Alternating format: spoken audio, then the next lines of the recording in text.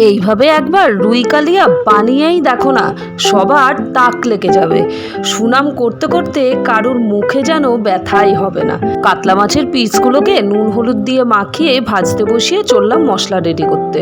1/2 ইঞ্চি আদা, 3টে মিডিয়াম সাইজের পেঁয়াজ, তার সাথে বড় সাইজের টমেটো, কাঁচা লঙ্কা আর কিশমিশ জলে ভিজিয়ে দিলাম। শুকনো খোলায় সামান্য জিরে আর ধনে ভালো করে ভাজা ভাজা করে শিলের পাটায় গুঁড়ো করে নিলাম। 1/2 পেঁয়াজ করব কুচি আর 1/2 পেঁয়াজ বাটা মশলার মধ্যে দিয়ে দেবো। মাছ ভাজার তেলেই জিরে ফোড়ন দিয়ে 1/2 পেঁয়াজ কুচি সেটা ভালো করে ভেজে নিয়ে মশলাটা ঢেলে দেবো। মশলা ভাজা ভাজা হলে টমেটো দিয়ে ঢেকে দেবো। টমেটো সেদ্ধ হয়ে গেলে দিয়ে দেবো ভাজা মশলাটা।